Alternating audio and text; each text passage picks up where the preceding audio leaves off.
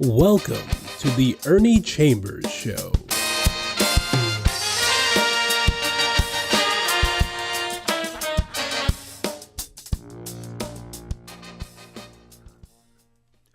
Friends, enemies, neutrals, and I threw in the word fools because we have some of those, and I want everybody to know that they're welcome to sit in on this little presentation.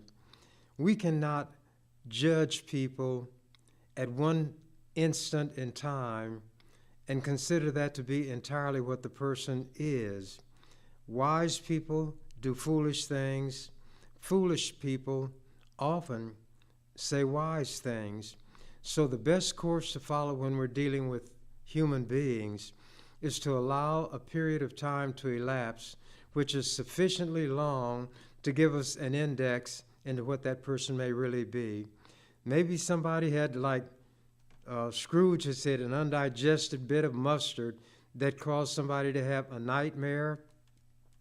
It could have caused somebody to have an upset stomach, which upset everything else. So that is out of the way, and I can begin to talk about what is happening in the Middle East.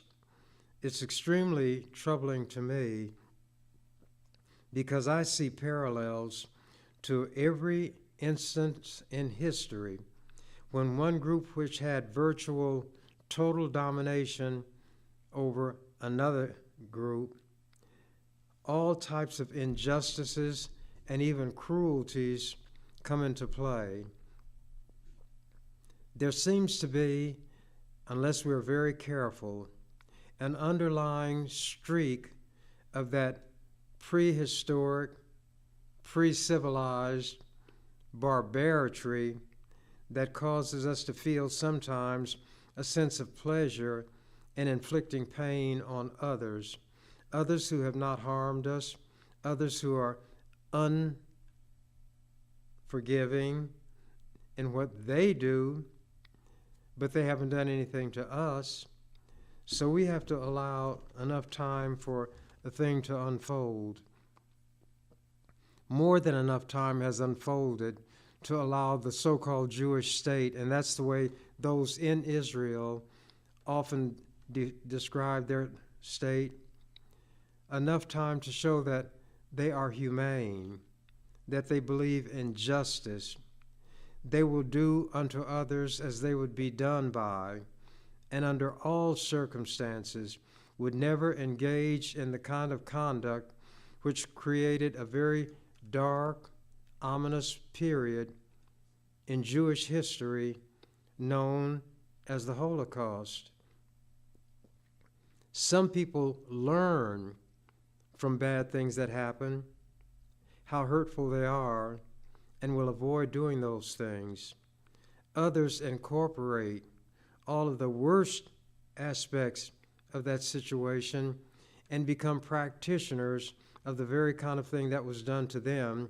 And that's what Israel, which I refer to often as Nazi Israel, is doing to the Palestinians. These people who call themselves Jews, who call themselves Zionists, are not the original inhabitants of Palestine. They came from Europe.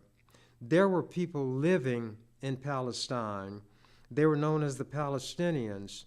They were displaced by the people who call themselves Jews or Zionists who were fleeing Europe to get away from what they call anti-Semitism.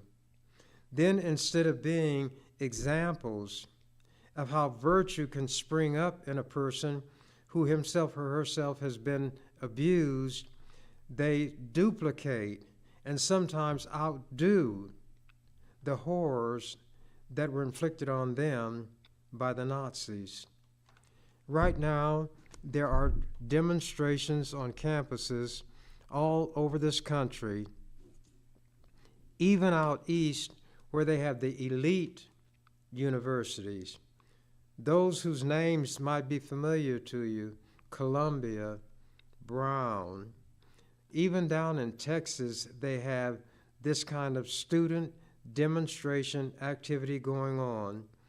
In the eastern areas, the students are erecting tent, you can say villages, where they will occupy space and make their protest. They allow their bodies to become a magnification or amplification of what is in their mind.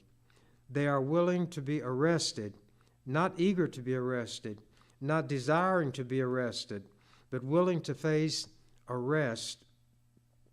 The brutality that often is inflicted by American so-called law enforcement persons, some of whom have a streak of sadism, which manifests itself whenever they are dealing with helpless, weak, or disadvantaged people. So they are now sending these kinds of people, not everyone in a police uniform fits the description I've given, but enough of them do to cause people to make a generalization about all people who are attired in such a manner. Clubs have been used on these students, tear gas, tasers. They have been wrestled to the ground, some thrown to the ground in what is supposed to be a civilized country. And the irony is that they call themselves enforcing the law against those they consider lawbreakers. Lawbreakers because they have become, based on what the university magnates say, trespassers, destroyers of property. So they call in the goon squad. I have an article that appeared March 30th. Every article that I read from will be found in the Omaha World Herald. The headline, "Campuses Take Action to Put End to Protests." So that virus, which originated in Israel, has led to an infectious disease on the shores of what some people call the greatest country on the face of the earth, but I dissent from that opinion. Campuses take action to put in to protests. New York. Colleges around the U.S. implored pro-Palestinian student protesters to clear out tent encampments with rising levels of urgency Monday, with more arrests being made at the University of Texas and an ultimatum from Columbia University for students to sign a form and leave the encampment or face suspension. Excuse me. Protesters who returned to the University of Texas, Austin, on Monday were met by dozens of law enforcement officers, many in riot gears. 6 protesters were quickly arrested and others were taken into custody one by one.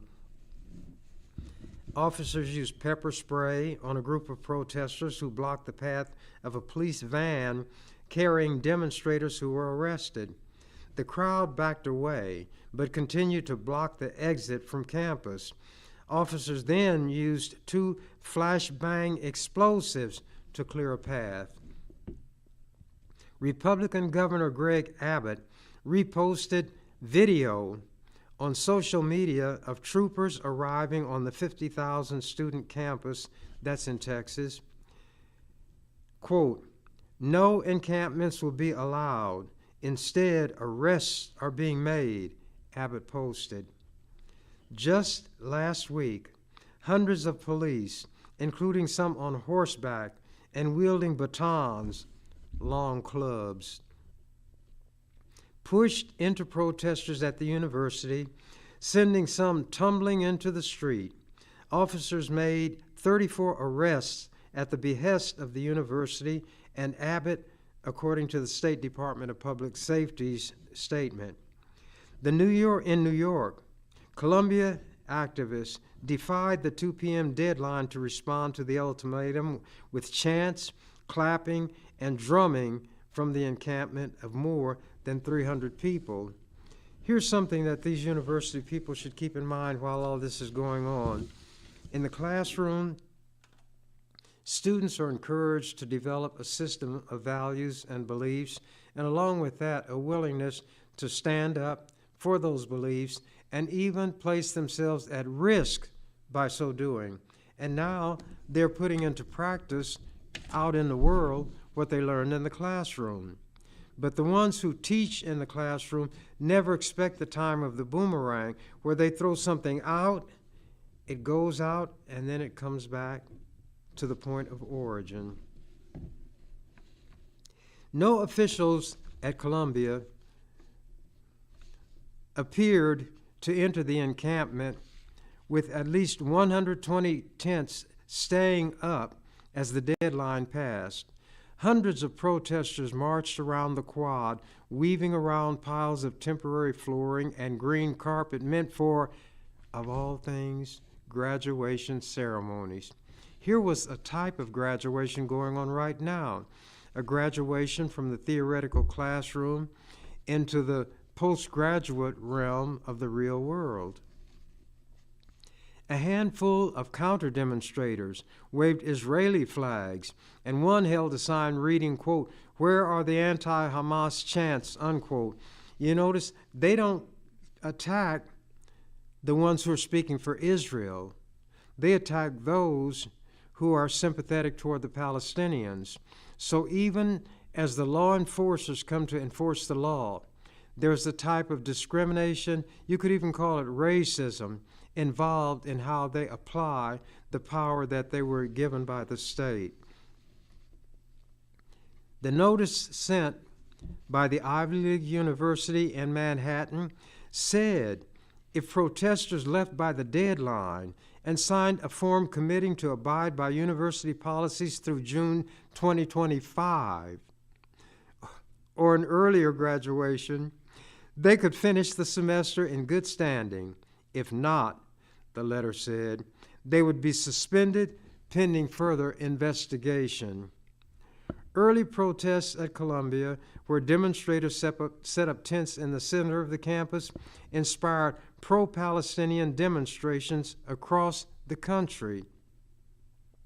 Students and others have been sparring over the Israeli-Hamas war and its mounting death toll. Many students are demanding their universities cut financial ties with Israel. This is known as divestment. Like I got the legislature to pass legislation requiring the divestment of state funds or the withdrawal of state funds from all companies doing business in or with South Africa. That action was copied by states around the country, and it led ultimately to the fall of the worst racial discrimination on the planet of the earth at that time, apartheid, in South Africa. These students are viewing what Israel is doing in much the same way that people viewed South Africa's abuse of black people, whose country it was. These Boers, or white people, came from Holland and other parts of Europe and dominated that area because they brought kill power with them. It's interesting that in all the countries where white Europeans came and attacked and used violence, they referred to the inhabitants as savages, yet they had not developed any kill instruments like the white Christians brought.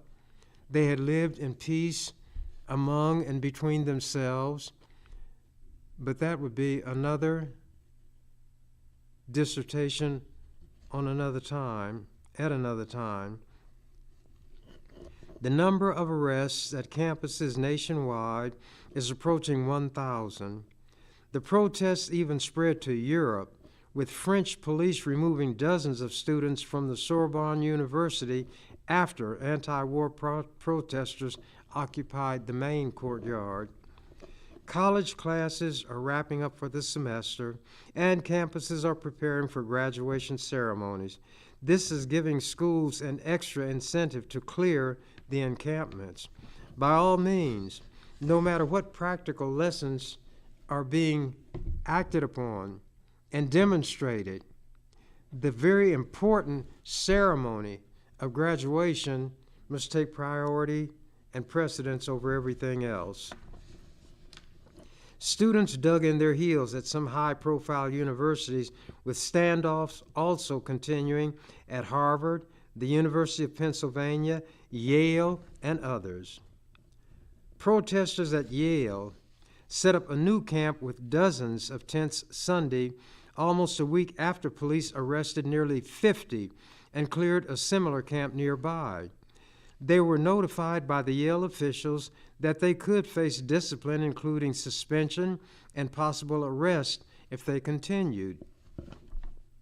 Yale said in a statement Monday it does not tolerate policy violations such as the encampment.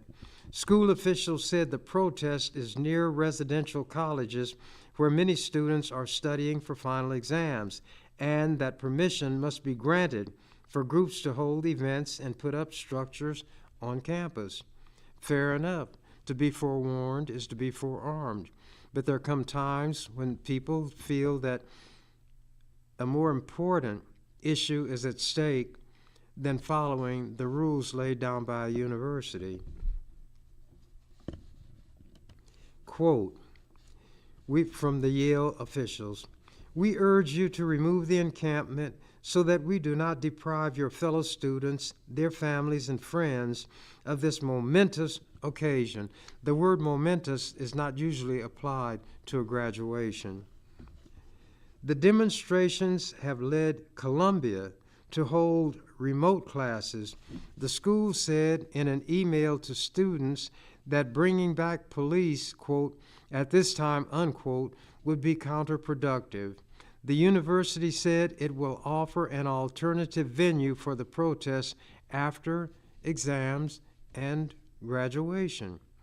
Columbia's handling of the protests has prompted federal complaints.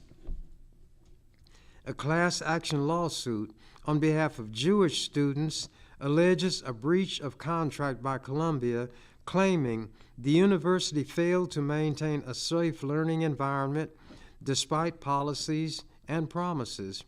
It also challenges the move away from in-person classes and seeks quick court action requiring Columbia to provide security for the students.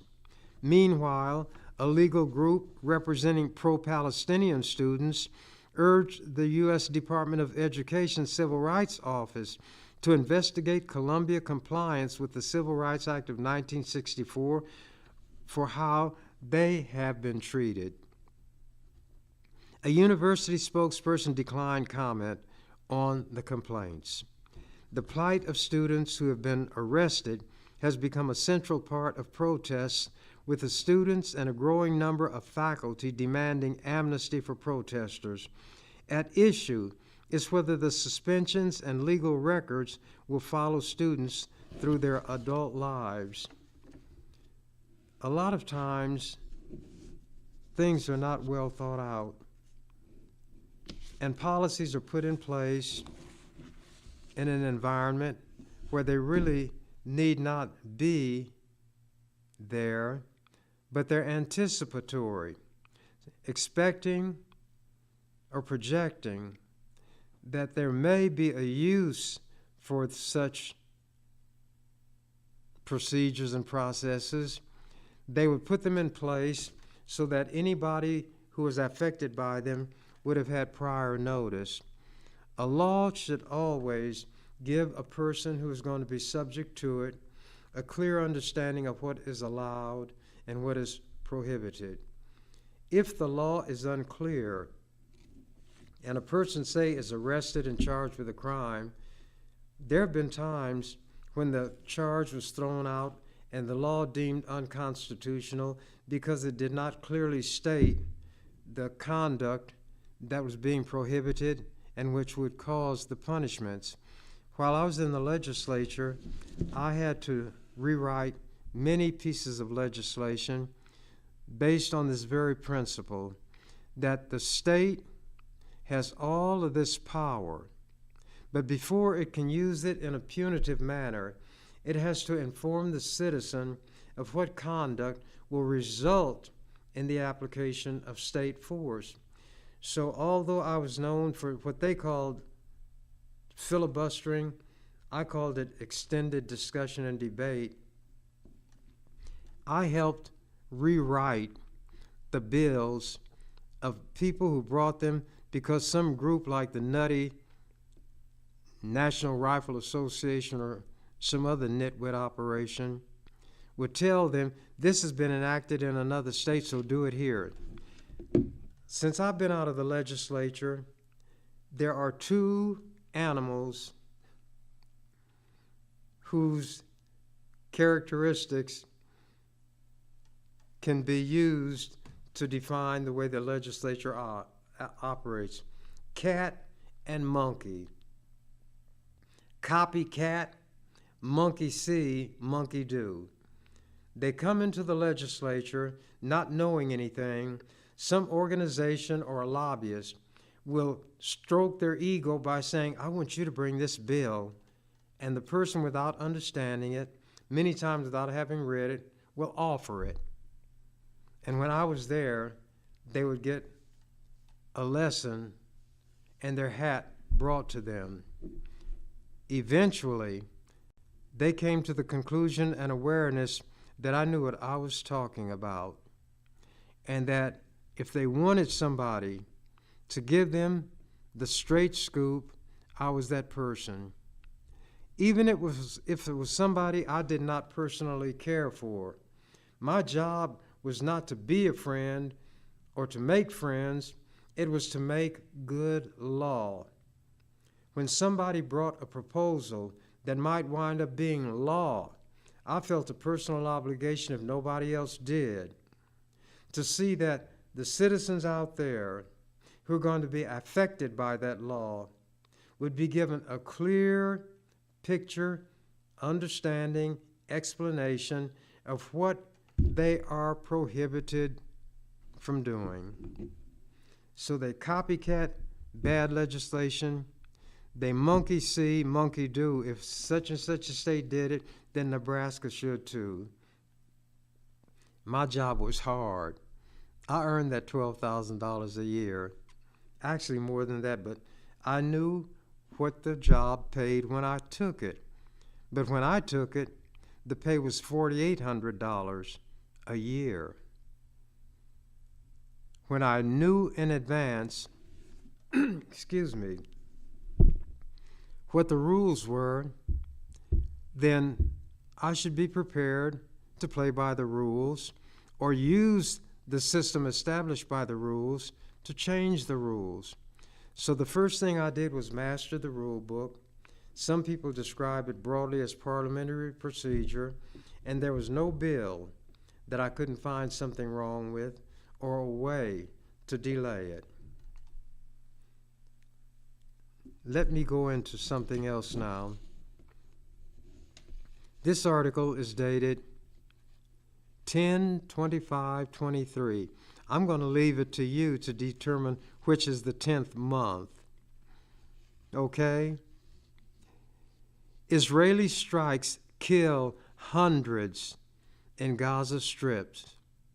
Remember, the Israelis are the ones with the bombs, the missiles, the tanks, the machine guns, and they're supplied by the United States of America against people who are unarmed. This should not be called a war. It's a massacre. But when the ones who do the defining come to define something that means something to them, they give it a sweet-smelling, sweet-sounding name, or one that is acceptable. So a war suggests the idea of two combatants, each one in a position to fight against the other. But when you have planes, tanks, bombs, missiles, machine guns, and I have sticks and stones and bricks, that's not a war. That is a massacre. And if the same thing were being done to the Israelis, that's what it would be called, if the ones doing it were the Palestinians, who occupied the land now called Israel, and where they are held prisoners and kept in a subhuman status by their conquerors with the help of the United States and the UK. Rafah, Gaza Strip. Israel escalated airstrikes across the Gaza Strip on Tuesday, crushing families and the rubble of residential buildings. As health officials said, hundreds of Palestinians were killed and medical facilities were shut down because of bomb damage and a lack of power. These Jews bombing hospitals. Then they don't want you to use the term Jews when you describe them. They self-describe themselves as Jews. They self-describe their country, and I put there in quotation marks because it's stolen land, as the Jewish state. The soaring death toll from Israel's bombardment is unprecedented in the decades-long Israeli-Palestinian conflict. It augurs an even greater loss of life in Gaza once Israeli forces backed by tanks and artillery launched an expected ground offensive aimed at crushing Hamas militants. They're not crushing Hamas militants, they're killing women and children. The vast majority of people killed during this activity comprises women and children. Oh yes, the Jewish state is bold and brave when they can bring tanks, artillery, bombs, and whatnot against women and children, all of whom are unarmed, unresisting. Gaza's 2.3 million people have been running out of food, water, and medicine since Israel sealed off the territory after the devastating October 7th attack by Hamas on towns in southern Israel. Oh, Hamas was wrong, no doubt about it. There's no question about it. But the response has to be proportional to the provocation. The Gaza Health Ministry, which is run by Hamas, said Israel airstrikes killed at least 704 people over the prior day, mostly women and children. Mostly women. Oh, these Jews are brave, aren't they? The Associated Press could not independently verify the death toll cited by Hamas, which says it tallies figures from hospital directors. Israel said Tuesday it launched 400 airstrikes over the prior day. 400 airstrikes in that relatively small area where there are no artillery, aircraft guns, machine guns, tanks. What are you hitting when you make 400 airstrikes in a densely populated area? And it's densely populated because you ran the people from this part of their restricted area down into this part. And there are more of them here. Well, you can kill more of them more easily. 400 airstrikes. A group of Hamas divers that tried to infiltrate Israel on a beach just north of Gaza on Tuesday were confronted by naval forces, the Israeli military said. They got the Navy involved also. Across central and south Gaza, where Israel previously told civilians to take shelter, did you hear what I read? Where Israel told civilians to take shelter, there were scenes of rescuers pulling the dead and wounded out of large piles of rubble from collapsed buildings. Graphic photos and videos shot by the Associated Press showed rescuers unearthing bodies of children from multiple ruins. If they were white children, it would be a different story, wouldn't it? When those two towers were hit by those planes, not nearly that many people were killed, but you saw all the breast beating, the moaning, groaning, and saying the whole world ought to come to their aid. Oh, by the way, they're God's chosen people. It must be a crazy, insane God Buildings that collapsed on residents killed dozens at a time in several cases, witnesses said. 2 families lost 47 members in a leveled home in Rafah, the health ministry said. When Hamas had made that attack on Israel, they didn't do these kind of things. If they had the weaponry, they would have. But if they had the weaponry, they could have held Israel at bay, and Israel wouldn't have been able to steal their land in the first place.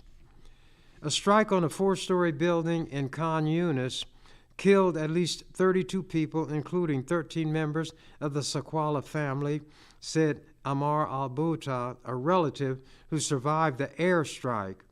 He said there were about 100 people sheltering in the building, including many who evacuated from Gaza City. They came down there and were encouraged by the Jews to come down there, making easy targets. Quote, "We thought that our area would be safe," he said. "They trusted the wrong people." Another strike destroyed a bustling marketplace in the Nusayrat refugee camp in central Gaza. A refugee camp attacked with bombs by God's chosen people. AP photos, Associated Press, showed the floor of a vegetable shop covered in blood. In Gaza City, at least 19 people were killed when another airstrike, attacked a house. They bring in airplanes to attack houses? Then they whimper and whine?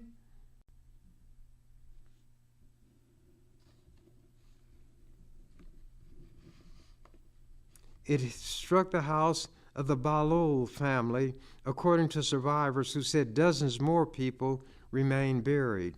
I know this brought great joy throughout the Jewish state when they were told that they killed the women and the children and buried them all, just blew their houses up with airplanes.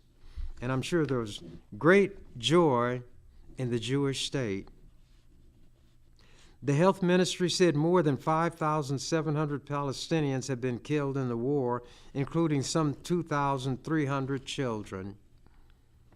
Oh yeah, they're good at attacking children also. The fighting killed more than 1,400 people in Israel, mostly civilians slain during the initial Hamas attack, according to the Israeli government. No airplanes, no tanks, no artillery. And that land had belonged to the Palestinians. It was stolen. As the death toll in Gaza spirals and fuel supplies dwindle, the number of facilities able to deal with casualties is shrinking. More than half of primary health care facilities and about 1 of every 3 hospitals have stopped functioning, the World Health Organization said. You know why I'm talking like this? People will be outraged and furious. Words which can be countered by words. But if they were not true, if they were not striking the mark, there'd be no anger, there'd be laughter. If you went into an insane asylum and people were babbling and you were not sympathetic and willing to recognize those people's situation, but stereotyped it, you'd laugh at them. It would be funny. They're behaving like what they are, idiots, morons, and crazy people. The Jewish state is one large insane asylum, and Jerusalem is the violent ward.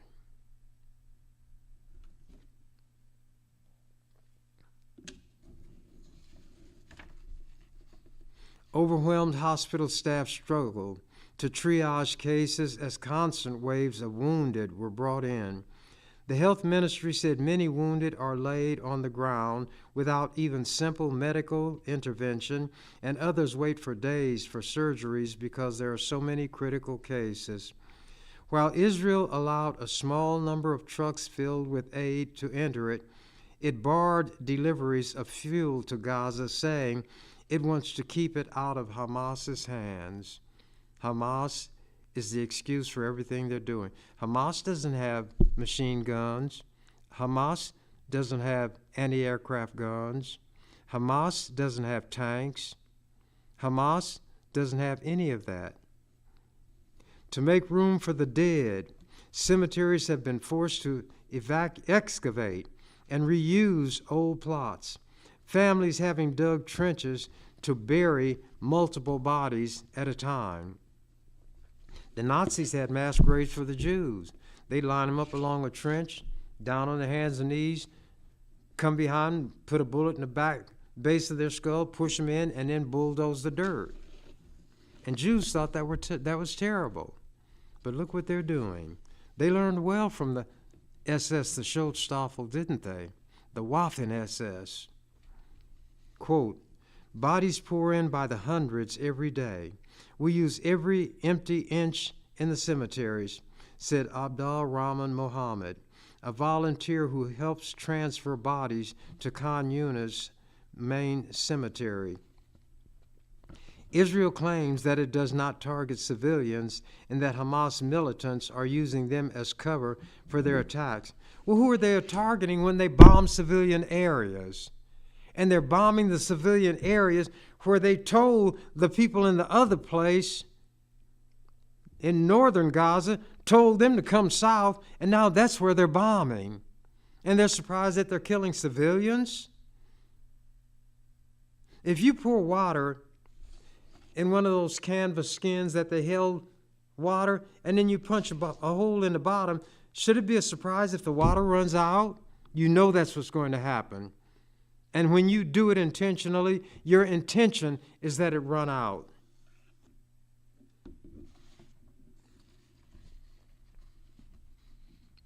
Does it seem like I'm raving like a madman? I'm mad, not in the sense of insane, but angry or outraged, disgusted, incensed. Even war has developed what is called laws of war. There are certain things which, even in wartime, and the purpose of a war is to kill, certain types of killing cannot occur without violating the laws of war. Doesn't it seem like that's a contradiction in terms, laws of war? But the Jews joined in when the Nazis were put on trial at Nuremberg. They were at war, but they violated the wars. You can use anti-aircraft guns to shoot down airplanes. That doesn't violate the law of war. You can fly with airplanes and bomb troops. That doesn't violate the law of war. But if you turn those things against people who are called non-combatants, who are not in the business of taking your life, then you have committed what is called a war crime. And that seems like a contradiction of terms, in terms.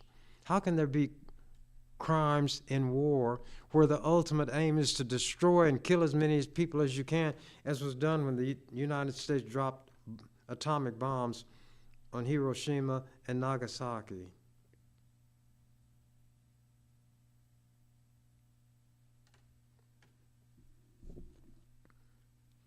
All done by Christians and Jehovahites.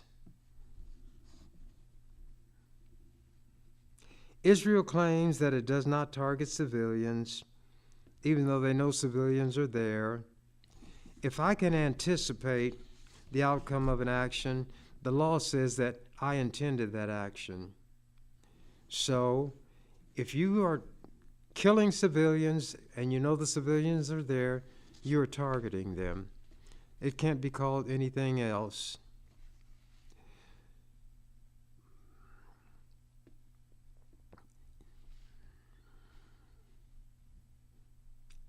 It says Hamas militants are using them as cover for their attacks. Well, Hamas is not attacking in Israel. It's not a war. Hamas doesn't have any weapons that it can fight Israel with. Can you fight a tank with a pistol, with rocks? Israel has vowed to destroy Hamas. Iranian-backed fighters around the region warn of possible escalation, including the targeting of U.S. forces deployed in the Mideast. If a ground offensive is launched, that is what will happen. Israel and Hezbollah have traded fire almost daily across the Israel-Lebanon border.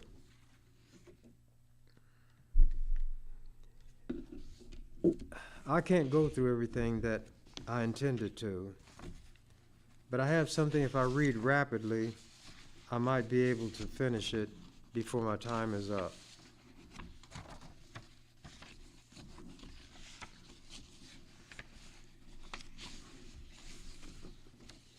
Anyway, it dealt with Biden finally warning Israel that if they continue their murderous ways, then America will have to change its policies with reference to Israel. If Israel continues to kill civilians, then the concern that Biden would have addresses the supplying of weaponry to Israel. I'm not going to keep talking about this on this program, but it's one of those situations where as things continue to happen, and I see unarmed people, huge numbers of children. When I say huge, numbering in the thousands, there's no excuse for that. How about all these so-called pro-life people? Oh, that's right, they're concerned only with fetuses, aren't they? Once the fetus becomes a full-fledged human being outside of the womb, then all the concern is gone. They can be hungry, they can be ragged, they can be homeless, and these pro-life people who are so concerned about fetuses will say, well, she shouldn't have had the little bastard if she couldn't take care of him. You see how hypocritical religion is? I don't begrudge people anything they believe. And what difference would it make if I did anyway? I don't control anybody. Maybe if they listen to me and I talk, or if they watch what I do and they don't like it, then to the extent that they allow what I do to impact on them, I own them. But I don't own them in the sense of having physical control and power over them so that I can harm them to pleasure myself or just to have something to do. I'm going to tell you the truth. I knew that people in the so-called Jewish state were vicious and cruel. What they would do in the land that they had forced the Palestinians to be in, they call them occupied areas. They would allow these so-called Jewish settlers to go there, take a Palestinian's home, then bring the army in and protect that settler because now it's his home. And the settler had better not be harmed by the former owner of the house. No, they were talking about the Jews who developed that so-called Jewish state and now showing just how murderous, vicious, and inhumane they are. But remember this, brothers and sisters, what I'm saying applies only to the ones who are doing it, not those who happen to live there but are not doing this. The crime is committed by the perpetrators, not by the ones who happen to be there also. I say again, if you have Jewish friends, don't make them enemies because of what's happening in Israel. Don't turn against anybody because of what somebody like them is doing. Until this person does something that merits that, let your relationship remain what it is to that person. Not all Jews are bad. Not all Zionists are bad. Not all Israelis are bad. But such a large number are, or acquiesce in what's being done that's bad, will cause human beings, being what human beings are, will stereotype and apply the stereotype to any and everybody. And with that, as the canary said when he found out the cage door was open, I'm out of here. You've been watching The Ernie Chambers Show. If you'd like to leave suggestions, email us at ewcfacts@gmail.com. That's ewcfacts@gmail.com. This is an EWC Communications production.